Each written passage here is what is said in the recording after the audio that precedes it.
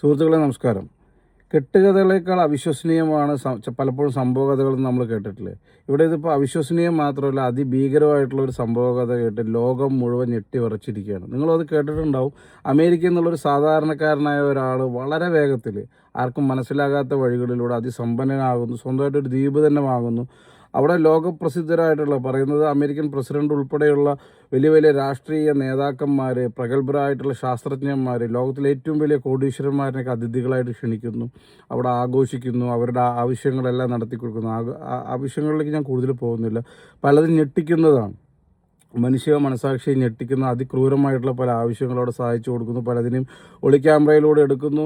അതിൽ പലരെയും black mail ചെയ്തുവെന്നും ഇതിൻ്റെയൊക്കെ പുറകിൽ വളരെ പവർഫുള്ളായിട്ടുള്ള ഏതോ ഗ്രൂപ്പോ അതോ ഫാമിലിയോ ഒക്കെ ആണെന്നൊക്കെയുള്ള കോൺസ്പിറസി തിയറികളൊക്കെ പറയുന്നുണ്ട്. എന്താണെങ്കിലും ജെഫ്രി എപ്സ്റ്റീൻ എന്ന് പറഞ്ഞ അയാളിനെ പിന്നീട് അയാളുടെ കൂട്ടാളികളൊക്കെ അറസ്റ്റ് ചെയ്തു. അയാൾ അമേരിക്കൻ ജയിലിൽ വെച്ച് ആത്മഹത്യ ചെയ്തു. എൻ്റെ വിഷയം അതല്ല. നമ്മൾ സാധാരണക്കാർക്ക് ചിന്തിക്കാൻ പോലും പറ്റാത്ത ഈ ഒരു കഥ കേൾക്കുമ്പോൾ, ഈ ക്രൂരമായിട്ടുള്ള ഈ കഥ കേൾക്കുമ്പോൾ, വളർന്നു വരുന്ന കുട്ടികളുള്ള മാതാപിതാക്കൾ തൻ്റെ മക്കളെ ഒറ്റയ്ക്ക് പുറത്തേക്ക് വിടണ്ടേ, ഈ ലോകത്തിലേക്ക് വിടണ്ടേ എന്നുള്ള ഒരു ഭയം അവരുടെ മനസ്സിലുണ്ടാവും. അതിനെക്കുറിച്ചാണ് എനിക്ക് സംസാരിക്കാനുള്ളത്. നമുക്കത് വേറെ ഓപ്ഷനില്ല. ഈ ലോകത്തേക്ക് അവരെ വിട്ടേ പറ്റുള്ളൂ. ഈ ലോകത്തെ മുഴുവൻ മാറ്റാനും നമുക്ക് കഴിയില്ല. നമുക്കാകെ ചെയ്യാവുന്നത് നമ്മുടെ കുട്ടികളെ ശക്തമായ ഒരു വ്യക്തിത്വത്തോടെ വളർത്തുക എന്നുള്ളത് മാത്രമാണ്. ഈ ഒരു ഉദ്ദേശത്തെ മുന്നിൽ കണ്ടുകൊണ്ട് വളരെ വർഷങ്ങൾക്ക് മുമ്പ് ഒരച്ഛൻ സ്വന്തം കുട്ടിയുടെ അധ്യാപകനെ അയച്ചിട്ടുള്ള ഒരു കത്തിനെ കുറിച്ചാണ് എനിക്ക് നിങ്ങളോട് ഷെയർ ചെയ്യാനുള്ളത്. അച്ഛൻ എന്ന് വെച്ചാൽ ചില്ലറക്കാരനല്ല. അദ്ദേഹം ലോകപ്രസിദ്ധനാണ്. വളരെ മഹാനായ ആ ഒരു വ്യക്തിത്വം. ഞാൻ ആരാന്ന് പറയുന്നില്ല, അത് നിങ്ങൾ കണ്ടുപിടി. അദ്ദേഹം ആ ടീച്ചറോട് എഴുതുകയാണ്: പ്രിയപ്പെട്ട ടീച്ചർ, എൻ്റെ മകൻ എനിക്ക് വളരെ പ്രിയപ്പെട്ടതാണ്. എൻ്റെ മകൻ വളരെ നല്ല കുട്ടിയാണ്. ഈ ലോകത്തിൻ്റെ യഥാർത്ഥ പിക്ചർ, യഥാർത്ഥത്തിലുള്ള രൂപം നിങ്ങൾ എൻ്റെ മകൻ ആദ്യം പറഞ്ഞു കൊടുക്കണം എന്നാണ് പറയുന്നത്. അതായത് ഈ ലോകം എന്ന് വെച്ചാൽ ഇവിടെ നല്ലവർ മാത്രമല്ല, ഇവിടെ ചതിയന്മാരും ഉണ്ട്, സത്യസന്ധരും ഉണ്ട്. ഇവിടെ ശത്രുക്കളും ഉണ്ട്, മിത്രങ്ങളും ഉണ്ട്.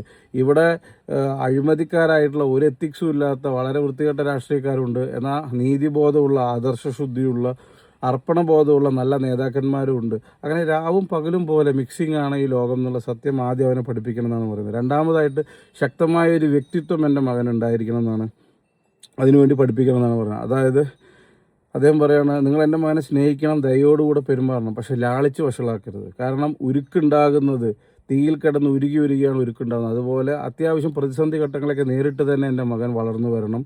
നല്ലവരോട് നല്ല രീതിയിലും മോശമായവരോട് അതേപോലെ മോശമായും പെരുമാറാൻ എൻ്റെ മകനെ പഠിപ്പിക്കണമെന്നാണ് അധ്യാപകനോട് അച്ഛൻ എഴുതുന്നത്. മൂന്നാമതായിട്ടുള്ള കാര്യം എന്ന് പറയുന്നത് അധ്വാനത്തിൻ്റെ മഹത്വത്തെക്കുറിച്ചാണ്. നമ്മൾ എന്തെങ്കിലും ഉഡായിപ്പ് കാട്ടി എളുപ്പ വഴികളിലൂടെ ഉണ്ടാക്കുന്ന 1000 രൂപയേക്കാൾ മഹത്വം മാന്യമായ ഒരു ജോലി ചെയ്ത് അധ്വാനിച്ചുണ്ടാക്കുന്ന 100 രൂപയ്ക്കുണ്ട് എന്ന സത്യം അവനെ പഠിപ്പിക്കണമെന്നാണ് അദ്ദേഹം ആ അധ്യാപകൻ എഴുതുന്നത്. നാലാമതായിട്ട് ജീവിതത്തിലുണ്ടാകുന്ന പരാജയങ്ങളെ നേരിടാനുള്ള ഉൾക്കരുത്തുണ്ടാക്കാനാണ്. ആദ്യം നമുക്ക് വേണ്ടത് മറ്റൊരാളുടെ വിജയം കാണുമ്പോഴുള്ള അസൂയയെ ഒഴിവാക്കാൻ എൻ്റെ മകനെ പഠിപ്പിക്കാനാണ് അദ്ദേഹം പറയുന്നത്. അസൂയയെ ഒഴിവാക്കുക. അതുപോലെ തന്നെ പരാജയങ്ങളെ, ഈ പരിശ്രമിക്കുന്നവർക്ക് സ്വാഭാവികമായി ഉണ്ടാകുന്ന ഒന്നാണ് പരാജയം എന്ന് മനസ്സിലാക്കി അതിനെ പുഞ്ചിരിയോടെ നേരിടാനും. വളരെയധികം വിഷമം വരികയാണെങ്കിൽ അത്യാവശ്യം കരയാം. അതൊക്കെ മനുഷ്യത്വപരമായിട്ടുള്ള, മനുഷ്യത്വ സഹജമായ കാര്യങ്ങളാണെന്ന് മനസ്സിലാക്കി കരയേണ്ട അവിടെ കരയാണ്. വീണ്ടും തുടർന്നും പരിശ്രമിക്കാനും എൻ്റെ മകനെ പഠിപ്പിക്കുക എന്നാണ് അച്ഛൻ എഴുതുന്നത്. അതുപോലെ തന്നെ അവസാനമായിട്ട് എഴുതുന്നത് സ്വന്തം ശബ്ദത്തെ കണ്ടെത്താനാണ്. അതായത് മറ്റുള്ളവർ പറയുന്ന ഉപദേശങ്ങളും അഭിപ്രായങ്ങളും എല്ലാം നമ്മൾ കേൾക്കണം. അതെല്ലാം കേട്ടതിന് ശേഷം അതിനുശേഷം സത്യത്തിൻ്റെ അരിപ്പയിലൂടെ, അതായത് സ്വന്തം ബുദ്ധി ഉപയോഗിച്ചുകൊണ്ടുള്ള ചിന്തയിലൂടെ അതിനെല്ലാം അരിച്ചെടുത്ത് സ്വന്തമായ ഒരു തീരുമാനത്തിലേക്ക്, ഒരു കാഴ്ചപ്പാടിലേക്ക് എത്താനും, അതിനെ ആരൊക്കെ എതിർത്താലും കളിയാക്കിയാലും അതിൽ ഉറച്ചു നിൽക്കാനും എൻ്റെ മകനെ പഠിപ്പിക്കണമെന്നാണ് അച്ഛൻ പറയുന്നത്. സ്വന്തം ബുദ്ധിശക്തിയും അധ്വാനവും അത്യാവശ്യം നല്ല സാലറി തരുന്ന കമ്പനിക്ക് വിൽക്കാമെങ്കിലും സ്വന്തം ചിന്താശക്തിയും അതുപോലെ തന്നെ സ്വന്തം വ്യക്തിത്വവും എത്രയൊക്കെ കാശ് ഓഫർ ചെയ്താൽ ആർക്കും വിറ്റ് കളയരുത് എന്നുകൂടെ തന്നെ മകനെ പഠിപ്പിക്കാൻ പറഞ്ഞുകൊണ്ടാണ് അച്ഛൻ നിർത്തുന്നത്. ഇത് അതിൻ്റെ ഒരു പ്രധാനപ്പെട്ട ഭാഗങ്ങളാണ്. അപ്പോൾ നിങ്ങൾക്കതിൻ്റെ ആശയങ്ങൾ ഇഷ്ടപ്പെട്ടു കഴിഞ്ഞാൽ, ഈ വീഡിയോ ഇഷ്ടപ്പെട്ടു കഴിഞ്ഞാൽ സബ്സ്ക്രൈബ് ചെയ്യുക. അതിലും പ്രധാനമായിട്ട് നിങ്ങളുടെ മക്കളോട് നിങ്ങളത് ഷെയർ ചെയ്യുക. പിന്നെ ഞാൻ ആദ്യം പറഞ്ഞ പോലെ അച്ഛൻ ആരാണെന്ന് കണ്ടുപിടിച്ചിട്ട് നിങ്ങൾ കമൻറ്റിൽ പറയുമെന്ന് പ്രതീക്ഷിച്ചുകൊണ്ട് നിർത്തുന്നു. നന്ദി, നമസ്കാരം.